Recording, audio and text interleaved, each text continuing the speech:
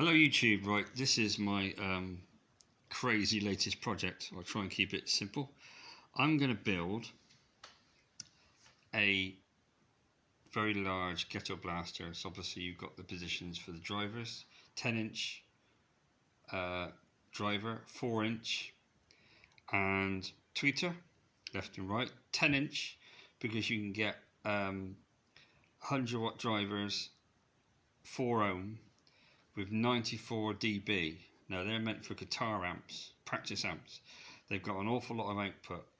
94 dB is what you want for battery powered amplifiers to get as much volume as possible, because the amplifiers are relatively small.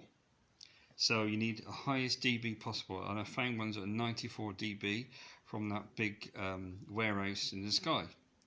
So it's about 3 foot long. This is actually the scale of it, about 3 foot long. It's about 2 foot high, and it's probably going to be about 9 inches, I don't know, about 7 inches deep. I've got to put a cassette player in there. Now I haven't found one that's play and records, a mini one. If I have to buy a full size 17 inch, because that's the standard size for a hi-fi size, I'll make this a bit longer. But pretty much controls will be up here. I've got to get the Bluetooth module, I've got to get the USB module and the tuner. You can buy all these things in little kits, circuits in various places, but that's basically the structure of the Getto blaster. Now for the important part. So we have two. I'm going to run it on drill batteries, so basically you can make your own mount. It's just metal pieces mounted into wood, epoxy resin glued, and then soldered tabs at the top. And if you position it right when you slide it on, you can get the contacts. It's the two outside ones on these batteries, plus and minus. Ignore the NTC, that doesn't do anything for this. Then you've got two rails. Now I'm using, I think they're 3mm or 4mm mild steel rods. They will rust. But basically it's in a U shape, so it's sandwiched between the two pieces of wood. Again, epoxy resin and wood glued and put in a vise and squeezed, and they won't flex at all. And I've used a grinder just to take the edge off, because they need to be tight to hold the battery in place. You don't want any wobble, because that's the only support. Obviously this bit doesn't work because it's not clipping to anything. So this needs to be quite strong to hold the battery in place. So there you go, one that side, one that side. Now depending on what battery you put in, obviously we're going to put it in parallel. So these batteries are only 2.5, so that'd be 5 amp. So 5 amp, 18 volts in this case. So I'm going to get some bigger batteries. I've got 3 amp ones and I've got 4 amp. So if I put obviously two 4 amp on here, that's going to be 8 amp DC at 18 volt. Now the amplifiers, TPA 3116. Now these are rated at 100 watt, the stereo, okay, so I think that's 2 times 50 watt. Now to get that you've got to run them at 24 volt. Actually it says on there that it's not 120 watt, that's wrong. Now in my case, running at these at 18 volt, they're going to be about 30 watt a channel. Now that doesn't sound a lot, but bearing in mind these are 94 dB speakers.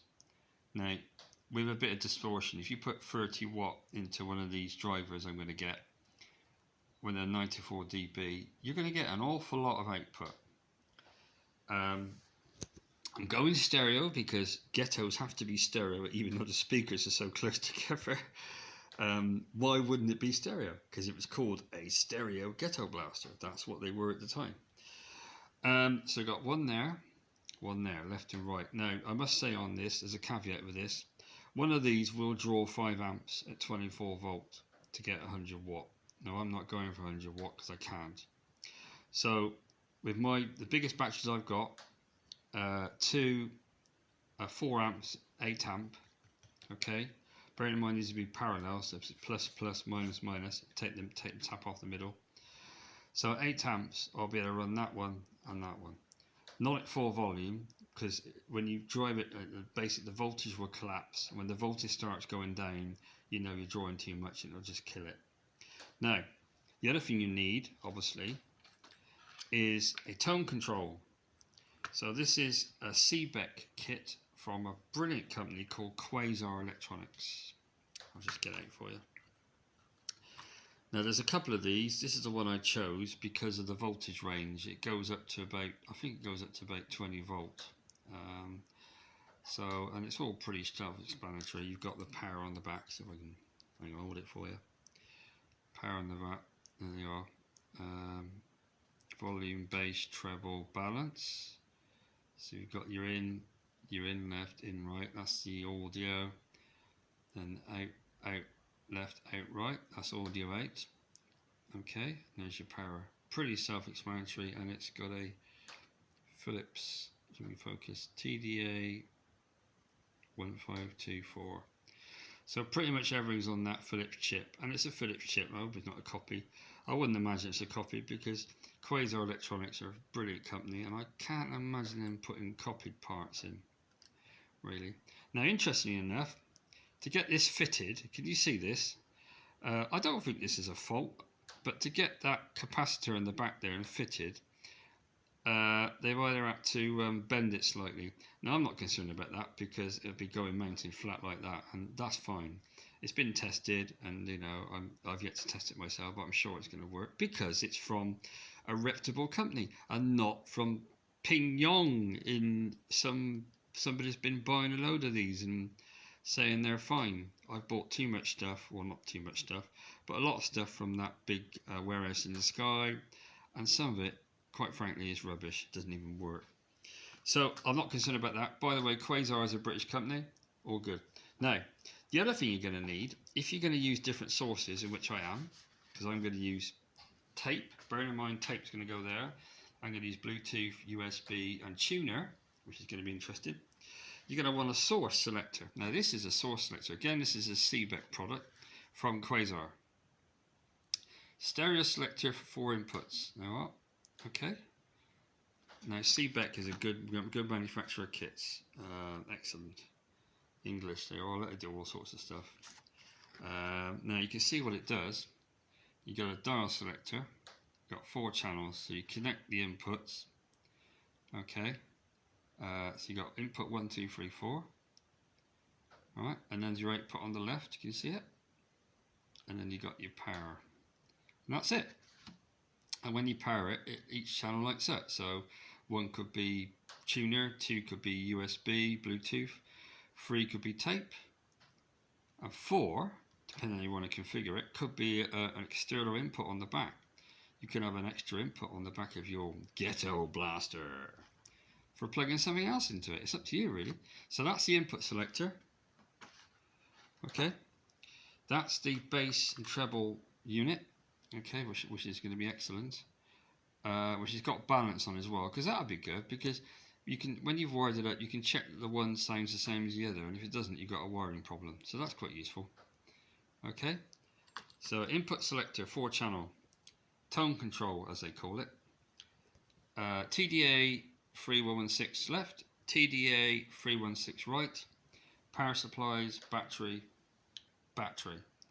and this is going to be the other way around, because obviously this is going to be mounted like that. So that's going to be the bottom. It's going to be mounted like that, because you've got to be able to get the batteries out. Now, the only other thing I'm going to say about this is, I was going to, let me just show you this. I'm going to walk over here. You can see this is not, none of this editing rubbish. We don't do any of that rubbish here. Real world filming. Now this is a piece of steel plate. This is off an old CD DJ deck. You know, one of the control units.